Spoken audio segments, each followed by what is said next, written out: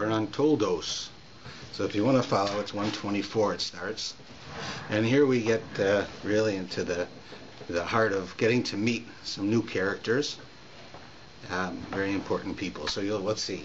It says, Eile Toldos Yitzchak ben Avram. This is the offspring of Yitzchak, the son of Abraham. Avram holid is Yitzchak. Abraham gave birth to Yitzchak. So right away we have a superfluous statement. Right? In other words, the Torah has no extra words, it has no extra sentences, it has no extra letters. So what's the purpose of telling us that these are the offspring of Yitzchak, who is the son of Abraham? Abraham gave birth to Yitzchak. Don't I know that already? First it tells you that Yitzchak's the son of Abraham, then it tells you Abraham's the father of Yitzchak. What do I need to hear that for? I only need one half. So that sounds like a problem, right? So the commentaries tell us that one of the reasons is Rashi says it actually. He says, where is it? Avram. Yeah, because it says Shahayu Latzne Hador, because the cynics of the generation, Omrim Avimelech Nifsav Rasara. They said that this child, right? He might be born to the family of Isaac and of Abraham and Sarah, but the father is Avimelech, not Abraham. Why would they say it? Well, I mean, first thing is, why would there be any grounds for it? Is because we know, firstly, that Abraham was an old man and he didn't have any children. So for him to have a child, right, together with Sarah, was miraculous. So if you didn't believe in any of this, so of course something's wrong. Now we know that Avimelech, who was a king, right, kidnapped Sarah in order to take her as a wife. And it says that night when he tried to be with her at night, he got sick. God made him sick, so he couldn't have relations. And she went, and then he realizes why he's sick. So he tells her, you lied to me. You didn't tell me you were a married woman. You told me you were his sister, and so forth. And he says, look, God has cursed me, and he sends her away. So they never were together. Right. So, but the people, what they call the Latzne Ador, which means the cynics, the people who want to try to show that everything in the world is bad, and you can't be better, you can't improve, you can't do anything, and everything is always a negative. So he says here, that's what he's explaining to us. He says that the reason it tells you that. First it tells you this is the offspring of Yitzchak, the son of Abraham. Then it tells you Abraham gave birth to Yitzchak, is coming to tell you that not only was Yitzchak born into the family of Abraham and Sarah, but Abraham was actually his father. And not only that, but the reason that it's repeated this way, right, where you have Abraham's name twice next to each other, right? It says Yitzchak ben Avraham, Avraham holid is Yitzchak, right? The name. So it's telling you that to look at Abraham was to look at Isaac, and to look at Isaac was to look at Abraham. They looked exactly the same. So nobody could say that they weren't father and son. Yeah, you can't. If you have a kid who looks just like his father, you can't say that his mother had an affair with the milkman. Looks like his father. Yitzchak looked like his father. Right? God purposely made the face of Abraham, the face of Yitzchak, almost identical, so that people who could not get away with such a statement. What would the difference be? Well, the difference, of course, is that Abraham is teaching the world how to be moral. Right? That you have, firstly, is that God expects something of us, and that God gives us the ability to do what he expects of us, right? And the people of the world, they believed in destiny. They were idol worshippers, which meant that whatever's going to happen to me is not my fault. Whatever it is going to have to happen. Plus, if I want to change it, I can bribe the gods, because the gods are just like superhuman, right? That's what idols are, and I'll just bribe them, and I'll be able to get what I want. So we can't allow someone to go around the world and tell people that you have to be responsible to God, you have to do what God wants you to do, God has expectations of us, and all of the things that Abraham was teaching. So therefore, they wanted to try to show that even Abraham himself didn't believe in what he was doing. So, right, so here he has a child, right, that's not his child, that it comes from, right, Sarah has an affair. So they're trying to show you that Sarah doesn't, they don't really believe in this, right? Which is a common thing that people attack people of ethics by trying to show that they're not ethical. And it's it's a sad way, but it's how a lot of people in the world are. They're constantly looking for people who are held up as ethical people, be it religious leaders, some political leaders who use that type of idea, and they end up trying to make the world a better place, a more ethical place where people follow rules. And then they go and try to, the media or whomever, the cynics, they try to take away this from the people, so then no one's going to listen to them. It's sort of like, if I get up and I'm against, let's say, having affairs, and then I get caught having an affair myself, then people aren't going to listen to me. Because they say, like, yeah, he says whatever he wants to say, but he does just like us. He's no different than us. So we don't have to listen to that. So that's what they were trying to do. They're trying to discredit Abraham. So therefore, God went out of his way to make sure that Yitzchak and Abraham looked alike, more so than the average father and son would. And that's what the quote is telling us. And it says, and then what happened? He was 40 years old. It says when he married Rivka, who was the daughter of Besuel, the Aramite, who came from a place called Paddan Aram, and she was the sister of Lavan, the Aramite. And she became his wife. And it says, "V'yaser Yitzchak LaHashem v'nochach ishto ki yakara." So then here you have you have an issues that just like Sarah and just like the other four mothers of the Jewish people, they're barren. Rivka is also barren. In other words, she doesn't get pregnant right away. It's certainly not easy. Apparently, for the Torah to use that expression means that she's barren, not that she just didn't get pregnant. She can't get pregnant. And then her and Yitzchak, it says, pray, and then God makes her though she does get pregnant when they're together. All right, and it says that she conceives. And then it says, "Vayisrutzasu habanim bikirba," and we'll have to translate the first word in a minute, but it says the children within her. So she has children inside of her. Right? She's a pregnant woman now, right? And it says that they started to move. Vayisratzitzu is like the rats to run. There's a lot of movement. Like, a pregnant woman can get kicked, so there's a lot of that going on now, right? Tomar, and she says, Im kain lama zanochi, right? She says, what's going on? Like, my kids are kicking me so much from the inside here. Like, what's going on? So it says she has no idea why this is happening. So she telich lidroshis, I don't know. She went to seek out the word of God. In other words, she went to go to a prophet, and she asked the prophet, tell me, like, what's going on here? Right? So what's the problem? I mean, women know that babies kick. So, like, why does she have to go do this? So here the Torah tells us that she has twins. That's why it says plural.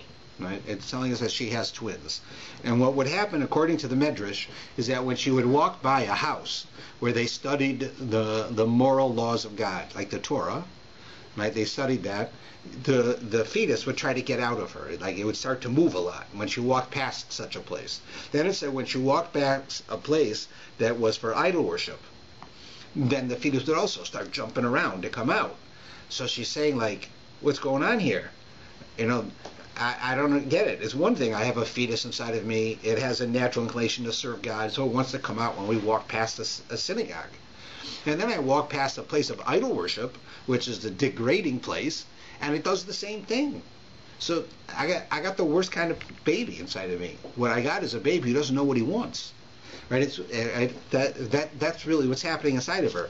So it says she goes to the prophet. So here's what it says: V'yomer Hashem la, and God says to her through the prophet, Shnei goyim b'vitnech, u'shnei lu'umim b'mayach. You have two nations within you. There are two separate peoples inside of you. V'lom v'lemol miyometz v'rav yodetzar. Right? And one is going to give over to the other, and the older one will serve the younger one. Right? That's what their answer to her is. They're saying, oh, what do you mean? What are you worried about? You've got twins. You have twins. That's why you're having this type of effect. And the older one will serve the younger one. So it says, and she comes to full term. She finds, oh, you're right, I got twins. And then it talks about how they come out. Now, the problem with this piece is that it doesn't answer the question. She says, she walks down the street. She's got a baby inside of her, right? So somehow the baby reacts when it gets near a synagogue. So that's maybe a good sign. The baby has like a very strong spirit, right? A very strong soul. And he wants to come in and come out and start doing good things. But then when it walks past a house, like a house of degradation, like really a corrupted place, it also wants to come out. So she says, like, I got to go ask the prophet, because this baby is the worst kind. And because if he was a good guy, so he's a good guy, I'll raise him as a righteous person, and I'll do the best I can to accentuate all of his strengths. And if he's a bad guy, right, he wants to worship idols and he wants to do all type of degrading things, okay, I'll work on changing him. That's what parents do. You try to mold your child to be a good child. Okay, I can do that. But a child who wants to do both, good and bad, I don't know. Is he a good kid? Is he not a good kid? Like, what's going on? This kid is like, he's the worst, because he doesn't know what he wants. I don't know how. I'm not gonna know how to raise him. I don't know if he's a right. And you see this when you raise children, that you have some children who are naturally easygoing and they're not difficult at all. Even if they have problems sometimes in their lives, they're in general easygoing. You have other children who, by nature, are more difficult. They may come out just as good in the end, or even better, but they're getting in trouble more often, and they're more adventurous and more curious and more problems, and the other one is less so, and so you see differences in them, but they're two different kids. What if you have one kid who acts differently depending on how the situation he's in? And that's what she has. She doesn't know what to do, so she goes to the prophet, and the prophet says, "Oh, don't worry about it. You got twins." We say, well, why does that make her feel any better? That means you got one great kid, you got one terrible kid. Well, what mother wants to know she's going to give birth to an evil person? Right? But the answer is that what she wants is what the Talmud says. The Talmud says that there is nothing more pleasurable for a person than to come to a conclusion on a question. In other words, if a person has a question that's bothering them, right, to get the answer to the question gives you a lot of joy, especially if it's an important question, if it really bothers you. Should I marry this guy? Big question. You only want to do it once. So you debate it back and forth. You make up your mind. When you make up your mind and you see you made the right choice, then you couldn't be happier. Whatever the situation is, right, the going out of question into certainty is a lot of joy. So she went out of the question of how is it possible that I could have a child to a certainty which says she has two. One is very good and one is very bad in their nature. And that doesn't bother her, because she realizes that if the very good one, I'll work on his strengths, and the very difficult one, I'll work on lowering his issues and try to help him. Right? Those are nothing wrong with it. In other words, we understand that every person has the ability to change themselves, change your personality. You can make yourself better. It's not easy, but you can do it. She understood, if I'm going to have a Yaakov, and Yaakov is going to be the type of guy who wants to study Torah, he wants to spend his time helping people, then I'm going to help make it so that he can do this as well as he can. And I have another child, Asaph, who's vulgar, and he's violent, and he's difficult, and he's naturally, does what he wants to do, not what he should do, no matter what it is. She says, I can teach him too. I can help change him, but I can't change the original one, who is both. He's both good and bad, because I can't figure him out. Right? So that's really what's going on here. So when the prophet tells her, you have two kids, she's happy, even though one of the kids is seemingly evil. Now, we know that the two children who come from her are Yaakov and Asaph, and they are twins. Right? They're twins. And Yaakov and Asaph, as twins, right, are very, very different people. And as we said originally, the older one will serve the younger one. Asaph was the older one. He came out first. And Yaakov was the younger one. And it'll tell us shortly why they're called what they're called. Right? It's right here in this same line. It says that when their term to bear grew full, then behold, they were twins. The first one emerged red, entirely like a hairy mantle. So they named him Esau. What does that mean? He came out red, right? Red is like full of blood, not bloody. Inside of him was a lot of blood. Because he was energetic, he was alive, he looked like really like someone who grew up in the woods, like, right? And it says, and he had hair all over when he was born, right? In other words, he was born Asaph, right? What does that got to do? They named him Asaph because he was hairy and he was red.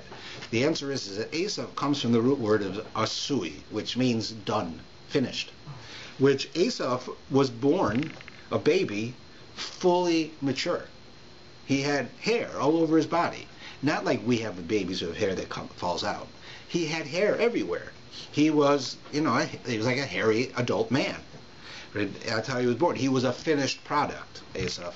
While Yaakov, right, who's born next, it says that he's born, and it says that he's holding on to the heel of Esav, and the heel in Hebrew is Akev, so they named him Yaakov, symbolizing that he was holding on to his brother's heel.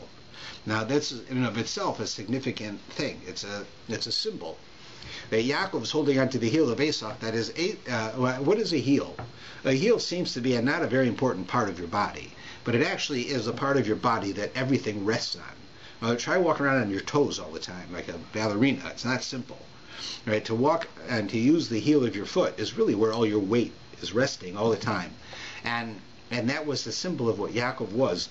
Yaakov made it that Esav could not stand on his own without him, so to speak. Right? This is a symbol that Esav was the brute strength of the world. He was the ability to make the world a better place physically. Go out there and take the rainforests and make something with them. Go in the desert and make it so you can live in the desert. Go to the water and make it that you could use the water. Right? That was what Esav was. He was the physical half of the two. Yaakov was the spiritual one who combined all of the other aspects together with what Esav was supposed to do. And originally they were supposed to be partners. Just as they were twins, they were born as twins, they were supposed to be partners who ran the world together and made the world a perfect place, both physical and spiritual. But they didn't, and there's a number of reasons why.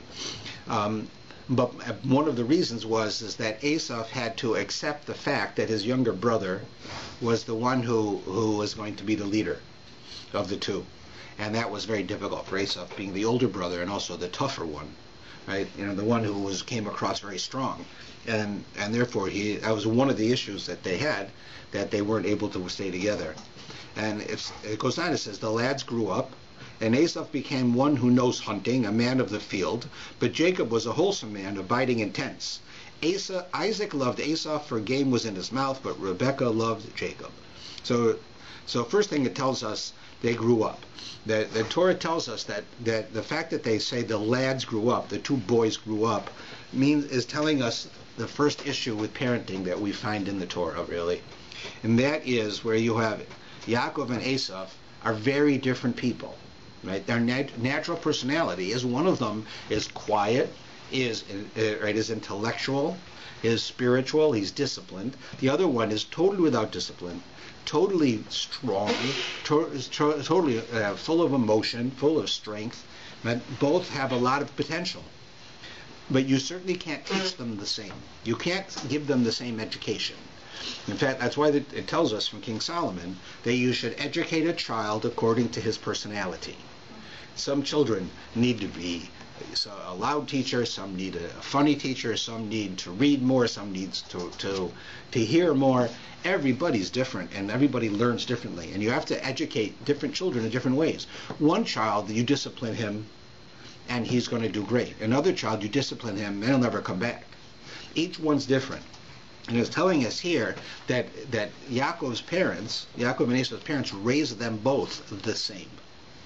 And because of it, that's why it says the lads grew up. They grew up together. They did everything. You imagine they're twins. The parents dressed them the same, sent them to school together. So everything was the same.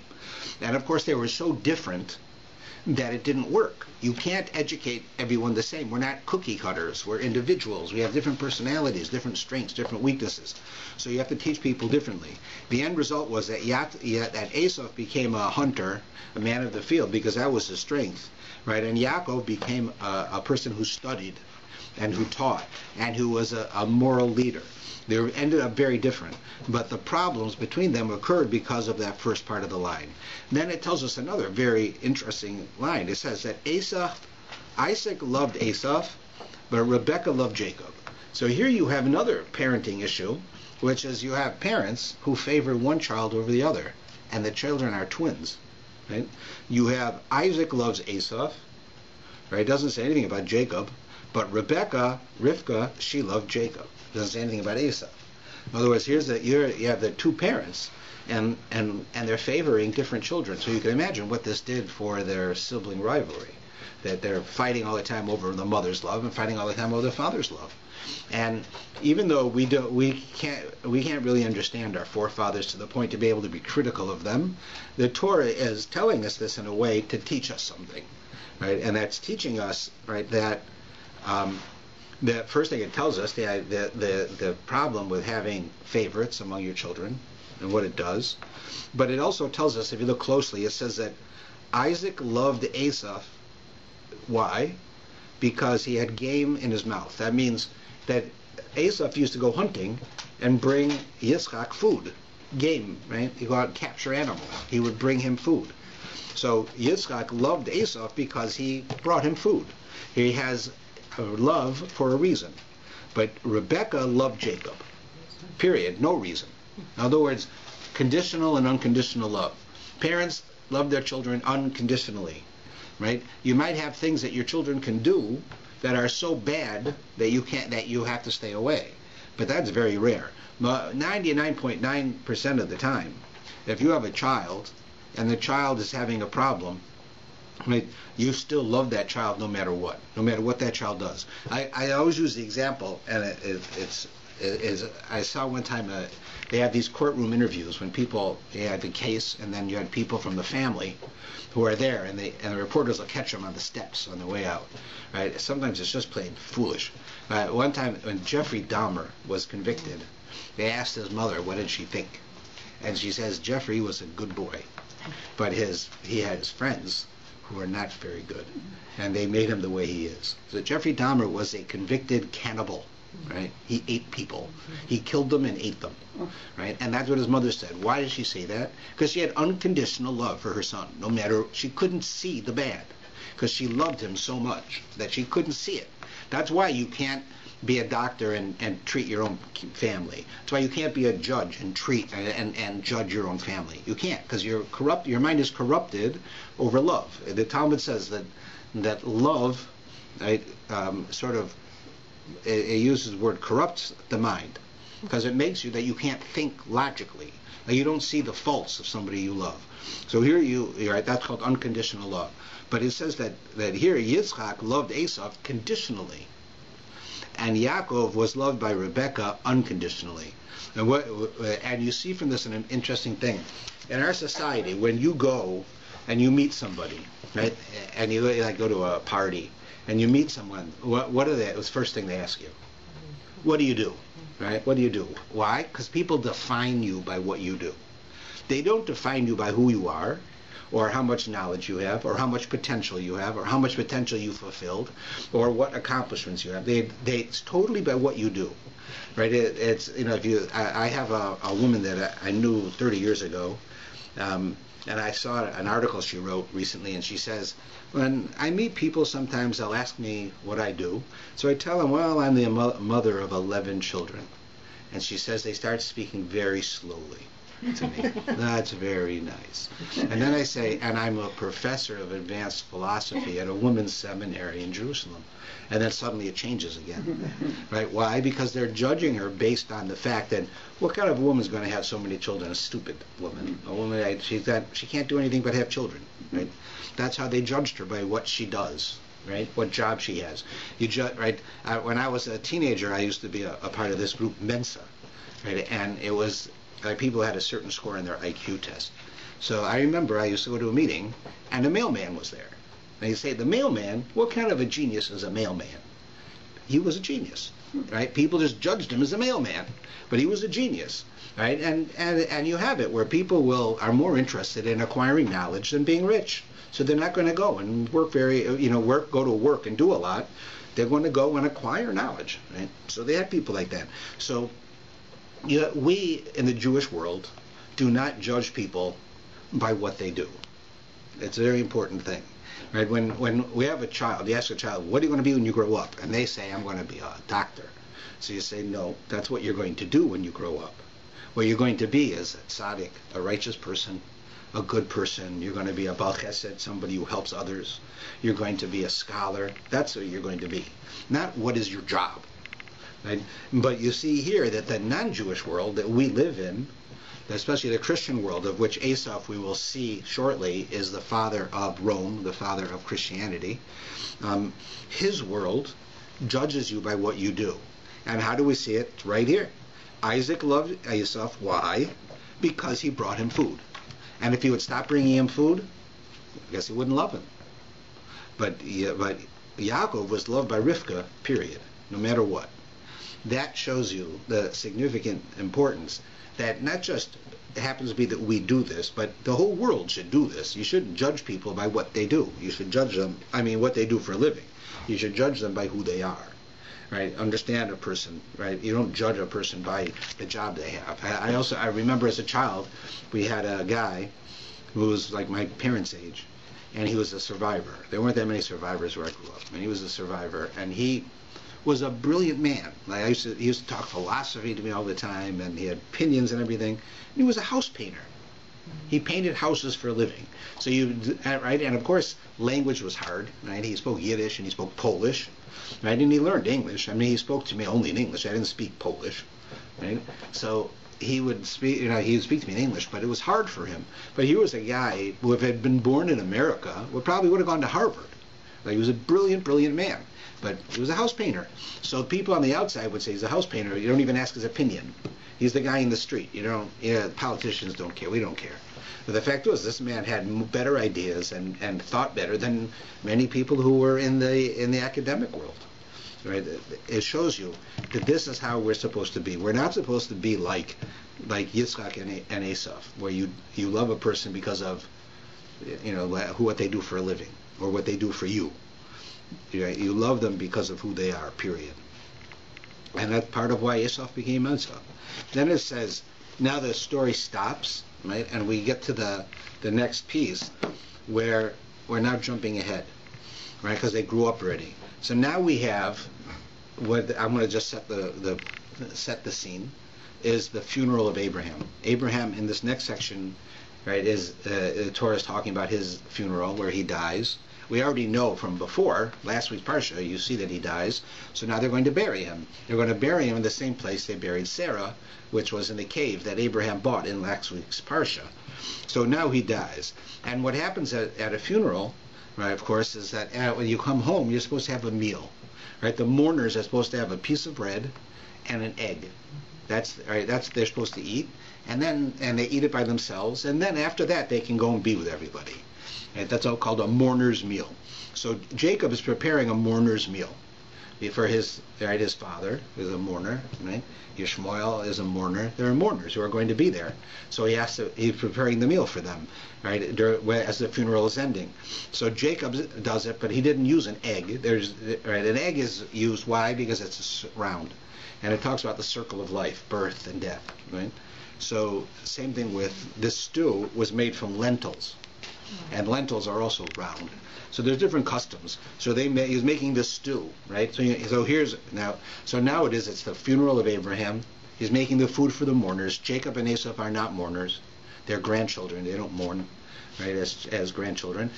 They feel bad, but they're not mourners in the legal sense. So Jacob's preparing stuff for those who have to eat it. So as Jacob simmered his stew, and Esau came in from the field, and he was exhausted. So Esau says to Jacob, pour into me now some of that very red stuff, for I'm exhausted. And he therefore called his name Edom.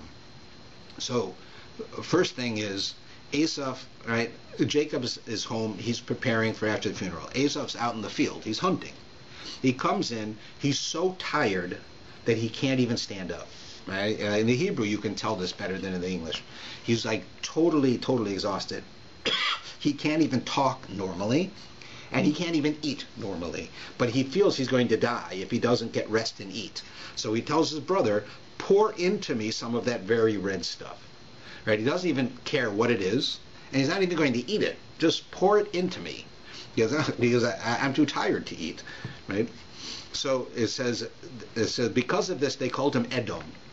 Edom means red. Right? In a form of a noun. Right? It's red. So he is Asaph here had red hair. He was all red, but he's asking for the red stuff. right? He doesn't call it by its name. So because of it, his nickname became Red. Right? That's what his Torah is telling you. Now, it means a lot more than that. For instance, the nation that later became Rome, the Roman people, and later became the Catholic people, are referred to biblically as Edom. In fact, they even accepted that that was what they were called, was Edom. And in fact, it's very interesting that during the Middle Ages, in Western Europe, of course, the Catholics ran the world. Right? They ran the governments. Right? Spain, France, England. These were all right. These are all like religious leaders who were running these places. Right? And you have that in Edom, right? Edom being Rome, where the Italians were.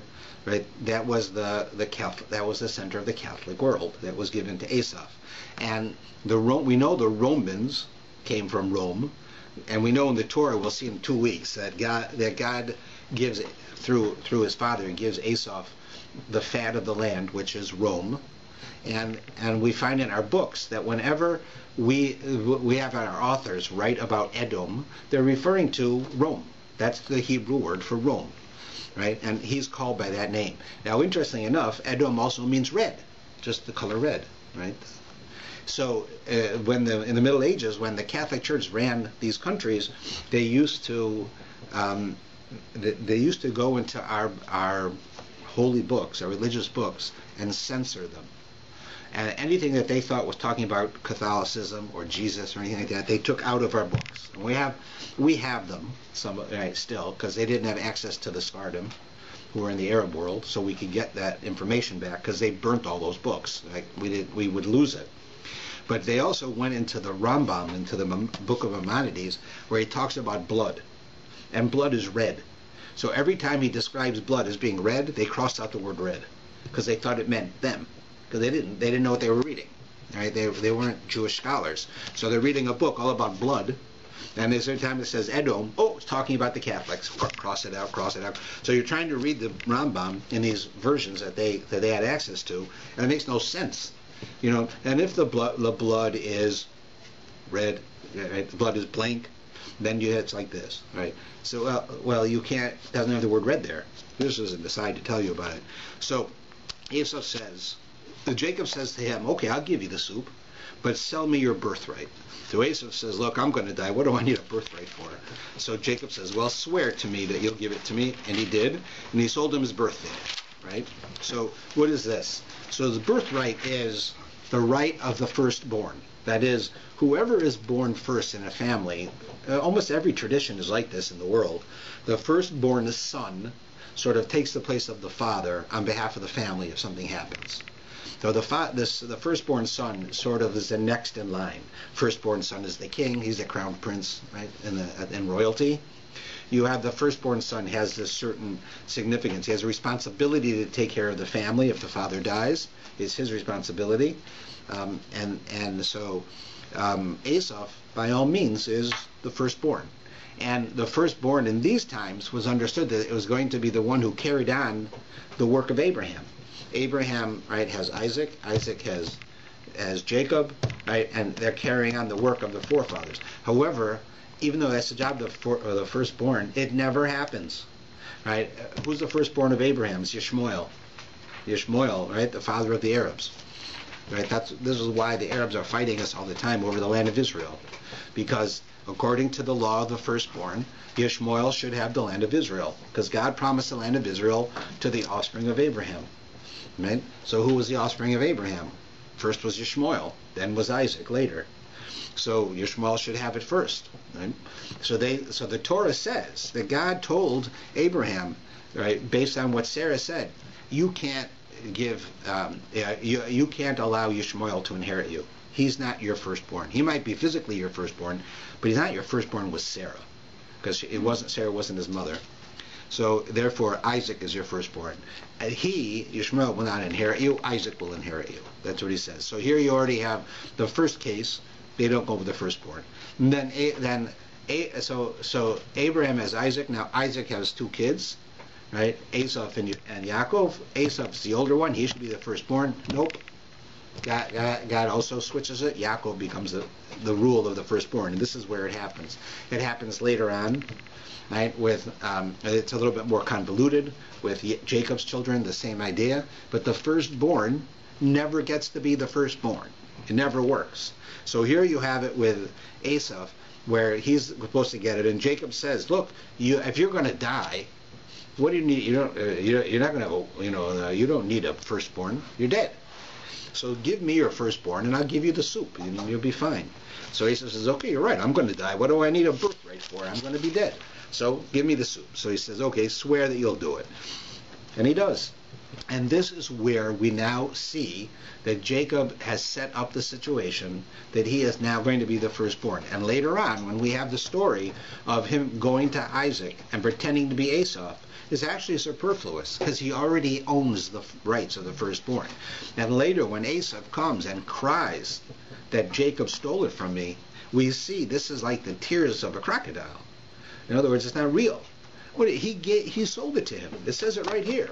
He did it, right? He sold him the right of the firstborn. Don't tell me that Jacob stole it from him. Jacob made you an offer, you took it. Right? That's what he's saying. So Jacob knows he's going to play games, so he tells him to take an oath. Swear that you'll do it, and he does. And then we have this line, the last line, just to change the tone a bit, is known as a joke in the rabbinical school. They say, Jacob gave Esau bread and lentil stew, and he ate, he drank, got up, and left. Then Esau spurned the birthright. So what does this mean? So Jacob did what he was supposed to do, right? He said, I'll give you the stuff. He gave him bread, and he gave him the lentil soup. And he eats it, and he drinks it, and he gets up, and he leaves. And then it says he spurned the birthright. So the commentaries say that he went, and because he no longer was the firstborn, he knew he could do whatever he wanted.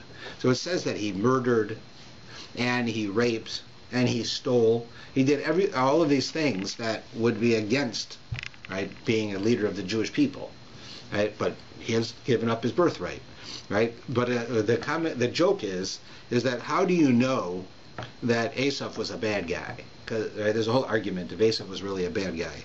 So it says, well, because he didn't say the Birkat HaMazon after he ate. How do you know? It says right here, Jacob gave Esau bread and stew. He ate, he drank, he got up, he left. Wouldn't a good Jew say Birkat HaMazon first? Of course, right? That's the joke. But that's what they say about that line. All right. So then we go on, and you have a famine. And we go through the story with Isaac and Rivka. There's not a lot with Isaac, what goes on, but I want to get to the story on page 134 and 135 before we have to end, which is the story of actually Yaakov tricking his father. So here's how it goes. The top of the page, 135. And it came to pass, when Isaac had become old and his eyes dimmed from seeing. Isaac is blind. He's an old man, right? Now he has two sons. He calls his older son, right? Why? To give him the blessings of the firstborn, not knowing what had gone on between Esau and Yaakov. He's an old man. He's the father. He knows he's going to die. He wants to hand over the mantle of leadership to his son. So he says to him, my son. And he says, here I am. And he says, see, I have aged. I know not the day of my death. So sharpen, if you please, your gear, your sword and your bow, and go out to the field and hunt game for me. Then make me the delicacies that I love, bring it to me, and I'll eat, and then my soul will bless you before I die. All right, so he's telling Esau, go out and get me the food. The food will make me physically feel good, which will make my soul happy, and then I'll give you a blessing, right, at that time. So, right, so off Esau goes. He's now going out into the field hunting. Rivka, Yitzchak's wife, hears this going on, right? She hears so Rivka was listening as Isaac spoke to Esau, his son. And Esau went to the field to hunt game to bring, right? Did what he was supposed to do. But Rivka had said to Jacob, behold, I heard your father speaking to your brother Esau. And he told him, bring me some game and make me delicacies to eat, and I'll bless you in the presence of God. So now, my son, heed my voice to that which I command you. Go now to the flock and fetch me from there 2 choice young kids of goats. I'll make them for your father as he loves them. Right? And then bring it to your father, and so he can bless you before he dies. Okay, so what is Rivka is telling Yaakov? Go to your father and pretend you're Esau. I mean, lie to him. Tell him, okay, your father's blind. He's not going to know the difference. You're twins. Right? So go and do it. So Jacob goes to his mother, right? He says, but my brother is a hairy man, and I'm smooth-skinned, right? My father, who's blind, is going to touch me. He's going to feel my arm. It's got no hair. He's going to know it's me, and then he's going to curse me, right? Because I'm trying to lie to him. Perhaps my father will feel me, and I shall be as a mocker in his eyes, and I will thus bring upon myself a curse rather than a blessing. But his mother said, your curse will be on me, my son. Only heed my voice and go fetch them for me. So the mother says, no, don't worry about it. If this doesn't go well, it's on my head. I'll be cursed, not you. So he went, and he brought it for his mother, and the mother she cooked the goats, and then she took her older son's garments, they took Esau's clothes, right, that were in the house, and she put them on Jacob, right, so he would at least look like him, right, a little bit. With the skins of the goat, she covered his arms. She took the skin of the goat with hair on it, put it on his arm, so that when he would go to see his father would reach out and feel the hair, right? He would think it's Esau. Then she put the food in the bread which she made and gave it to him and says, go see your father. So Jacob goes to see his father, and he says, here I am. Who are you, my son? So of course Jacob says, it is I, Esau, your firstborn. I've done as you told me. Rise up, please, sit and eat of my game, that your soul may bless me. So Isaac says, how is it that you're so quick? Right? And he says, because God arranged it for me. So Isaac says, come close, if you please, so I can feel you. Are you indeed my son Esau or not? Because he's recognizing that Yaakov speaks differently than Esau. Esau is very harsh, right, in how he speaks. And Jacob says, he says, how does he use it? He uses like please, and he speaks very nicely to his father. Right, and he talks about God, how God arranged things for him, not at all like Esau would be. So Jacob goes close to him, right, and he says, the voice is Jacob's voice, but the hands are Esau's hands. His father finally buys it, that the word that Yaakov is speaking differently, right? He's speaking like Yaakov. The voice, in other words, not only how you say it, but what you say is how Jacob talks, not how Esau talks. But the hands are Esau's. I feel the fur. I'm feeling your arm, and there's hair on it. So I'm confused. Is this Jacob or is this Esau? So he says, but he didn't recognize him because his hands were hairy like the hands of Esau. You're indeed my son Esau, he says. And he says, I am. Serve me and let me eat of my son's game. Right? Now he gives him the blessing. So at this point, let's understand what happens.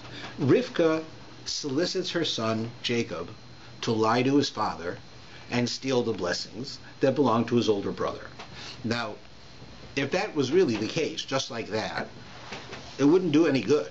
I mean, can you imagine you come to me and ask me to give you a blessing because you're getting married, but you're not getting married. So I give you a blessing that your marriage should go well. Well, what good was it? You're not getting married. So I come to you and say, give me a blessing, I'm Esau. All right, Esau, you should be a great guy. I'm not Esau. Right? What good is it? Well, why even lie? Right? That firstly. Secondly is, how can you lie? This is Jacob. First thing, Jacob is known as the most honest person. Secondly, how does his mother tell him to lie to his father about a holy thing, right? How does she do that? And then Yaakov agrees that, okay, if I get cursed, my mother will get the curse. Or it's not so bad then. My mother should have a terrible life, right? The whole thing sounds crazy. How does he lie, right? And then he talks so strangely. When he says, he comes to his father, he says, Father, and he says, here I am. And he says, who are you, my son? And he says, it is I, Esau, your firstborn, right? So that's not how you talk. It's me, Esau. It is I, Esau, your first. What is Esau, like royalty now? Like he talks so strangely? So here's a very interesting thing, and we've discussed this before, but it's worthy talking about. If you look in the Torah, there are lots of mitzvahs. Lots of things you have to do, lots of things you're not supposed to do. But you will not find a mitzvah that tells you you're not allowed to lie. It doesn't say in the Torah you can't lie. We presume it does, and we all think don't lie. But it doesn't say that. The Torah says you should distance yourself from a lie. That's the words. It doesn't say don't lie. It says don't steal, don't rape, right? But don't lie doesn't say. Distance yourself from a lie. that's telling you that there are times when it's appropriate to lie. And when is it appropriate to lie? Well, the most obvious example that the Torah gives us, and it works in every situation, is if I'm lying to benefit someone else, right? To benefit someone else, then lying could be permissible. If I'm lying to get myself out of trouble or to benefit me, I'm not allowed to. What's my example? Okay, we had a short while ago, we had the angels come to Sarah and Abraham, and they tell Abraham, your wife, this time next year your wife will have a boy, right? She'll have a son. Sarah's in her 90s. Abraham's even older. Like, they've never had a child. She's barren. She's an old woman. She is post-menopausal. She's not having children. Then, right? An angel comes and says, when I come back next year, God says you'll have a child. So she laughs. Right? She's in the other room. She's not standing with him. She laughs. That's absurd. I'm going to have a child. And she says, my husband is so old. How am I supposed to have a child? He's 100 years old. How am I supposed to have a kid? Right? So God doesn't like this, because God can do anything. If God wants to give a whole 100-year-old man a kid, if he wants to give a 90-year-old woman a kid, he can do it. God can do whatever he wants, right? So if God sends a message at this time next year, Sarah will have a baby boy, so then she'll have a baby boy. What are you laughing about? Like, it's not absurd. It's God. Right? So God wants to tell Abraham, you should have a conversation with your wife. As great as she is, she's got a misunderstanding about my abilities. She doesn't realize that I can do anything. I'm God. In order to make the world a better place and to help you, I can do anything. You have to educate your wife to understand this. So Abraham says, well, why do you say that to God? And God says, well, when the angel came and told you that you were going to have a son, Sarah was in the back of the house, and she heard it, and she laughed, and she said, I'm so old. How can I have a child? Right? Now, she didn't say I'm so old. She said, my husband is so old. Right? But God is thinking like this. What's the problem in this story? The problem is that Sarah should realize that God can do anything. Right? That's the problem. She doesn't realize that. So God is telling Abraham, because it's the best way to educate her is through her husband, rather than God coming and reprimanding her. Let Abraham go and explain it to her, right? But there's no reason for God to make a fight between a husband and a wife, because no husband wants to know that his wife thinks he's an old man. Right? That's the last thing you want to hear from your wife, is that you're an old man. Right? So therefore, there's no reason for God to say it, because it doesn't have anything to do with the lesson that she needs to learn. So God lies. And he says, your wife said, I'm too old. But she didn't say it. She said, my husband's too old. But as I said, there was no reason. So therefore, God understood, this is for the sake of Abraham's dignity. For the sake of accomplishing the goal, we're allowed to do this. Right? Now, every case in the Torah that we have this, there's two things you'll see. That one is, it'll always be to benefit someone else. Abraham does it with Sarah when they go down to Egypt. He says, tell them you're my sister, not my wife. Why? Because if they tell them you're my wife, they'll kill me and take you. Because you won't be my wife anymore if I'm dead. But if you're my sister, they won't do it. But for whatever reason, that was how the society was. So therefore, it's good lie for both of our sakes. Right? Here, in this case, Rivka tells Jacob to lie to his father, because she understood through prophecy, and she was a greater prophet than her husband, that Yaakov had to be the one. She didn't even know that Yaakov had actually bought the blessings already from Esau, and Esau had already agreed to this. And nevertheless, Esau's going to be upset about it, but he agreed. And Jacob made him swear that he could have the birthright. So now he's just going to go and get what's already his. Right? He's already made the deal. But nevertheless, the mother goes. Now, if you look closely at the word that Yaakov uses, he uses very strange words. Like, he says, it sounds like Jacob. It feels like Esau. Who are you, my son? And he says, it is I, Esau, your firstborn. Right? So Rashi says that's not what he says. Rashi in the commentary says, it is I, period. Yaakov, it is I. Esau is your firstborn. So he's saying, oh, come on, nobody talks like that. What do you think? He's stupid? It is I. Esau is your firstborn. It's set up. It is I, Esau, your firstborn. Right? Well, you'll notice that every time that you find a lie in the Torah like this, that is for the sake to benefit someone else, the one lying will never say a bald-faced lie, straight out and say, I'm Esau. Never. You're never going to see that. You will always see that they use words which are purposely ambiguous. They can be understood in more than one way. So why? If you're allowed to lie, then lie. Why do you play games? Like, it is I, Esau, your older son. Not, it is I, Esau, your older son. Just lie. You're allowed to. So the answer is that besides the fact that you are allowed to lie, you have to be careful. Because the more you do it, even if you're allowed to, the easier it'll be to lie even when you're not allowed to. The more you lie, the easier it is to become a liar. Even if the times that you lie, you're allowed to do it, the more you do it, the more you become easy to be a liar.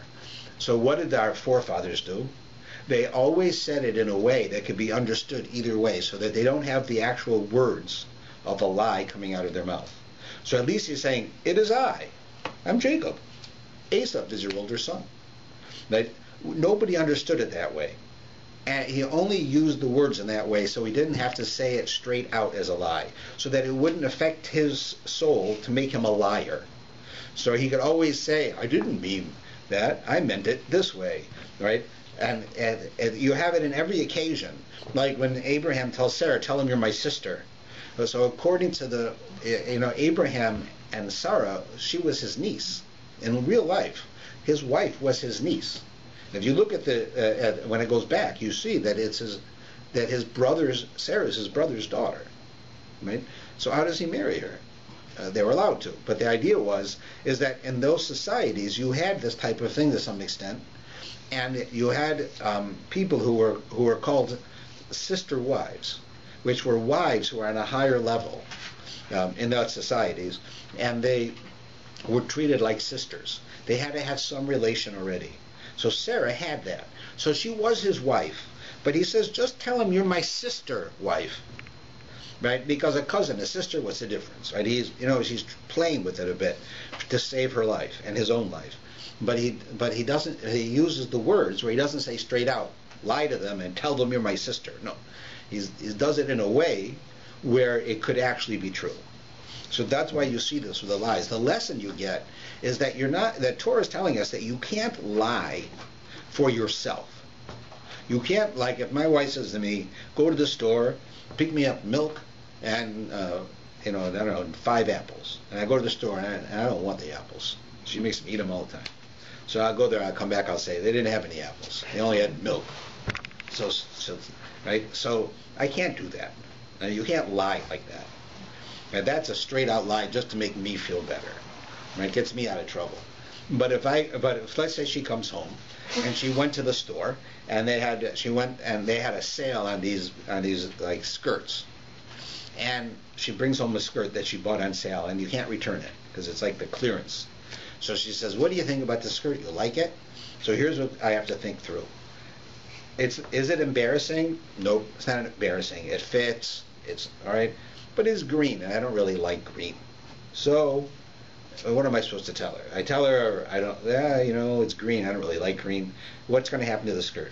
It's going to spend the rest of its life in the closet. She'll never wear it, and then all the money's gone because she can't return it. If it's not embarrassing on her, and it's just a question of my taste, that I would prefer blue than green, so I'm going to lie to her. I'm going to tell her, yeah, it looks great. It looks great. And then she'll feel good, and she'll be happy, and she'll look fine. It's just, I'd rather not green.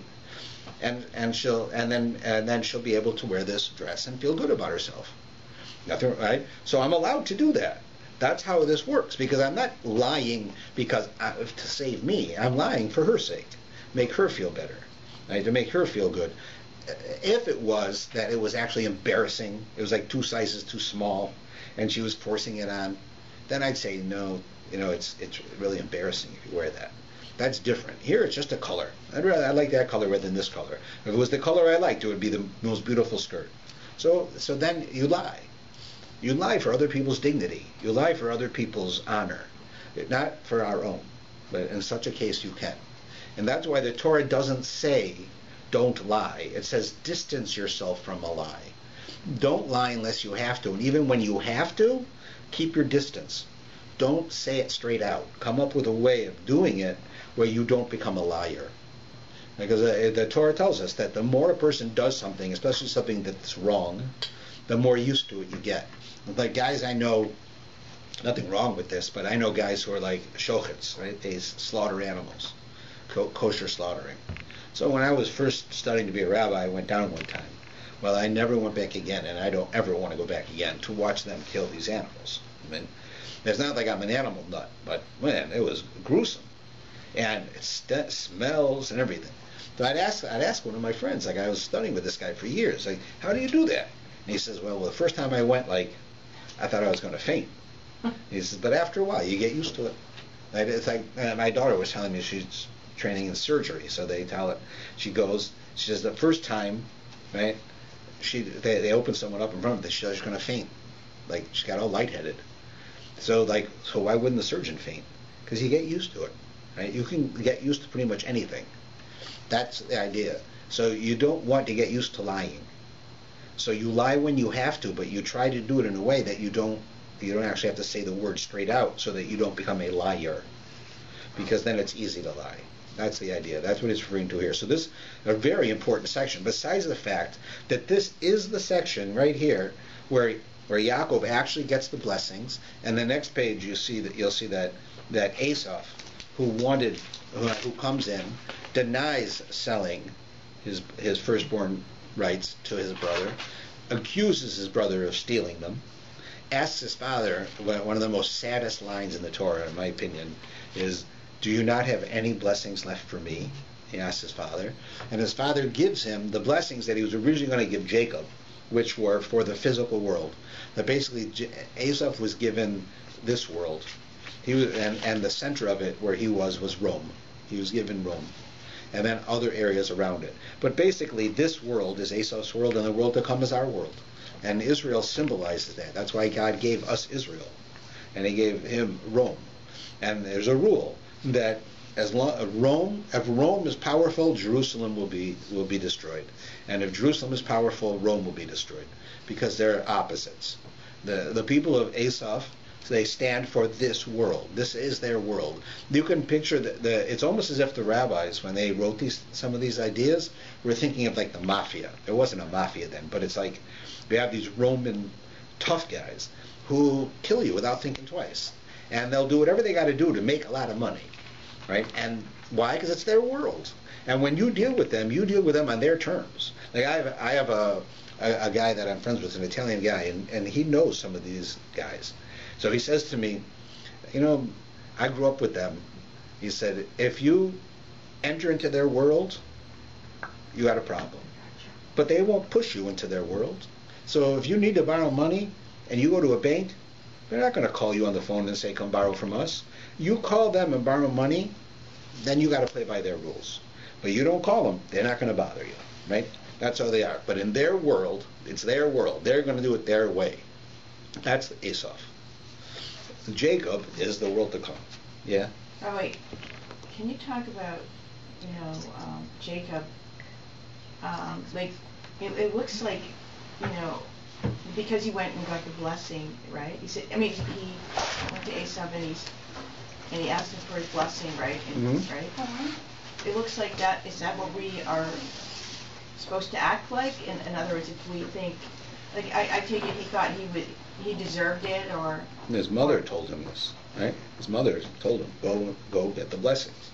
No, before that, when he stole it with the food, right? When he yeah, because at that point already he saw the nature. Didn't he do that on his own? Right, that was because he saw his nature and he saw his brother's nature, and that now that they were adults. Well, it's done. I mean, we can't go take someone's blessings. We've already have the blessings. We got it. We've had them for 3,000 years. Right? Jacob got them. We're the children of Jacob. So we received it. That's why we say the land of Israel is ours. That's why the Christians don't fight us over the land of Israel. God gave them Rome. He didn't give them. Israel. That's why the Arabs fight us over the land of Israel. What is Because Arab? Yishmael expected the land of Israel.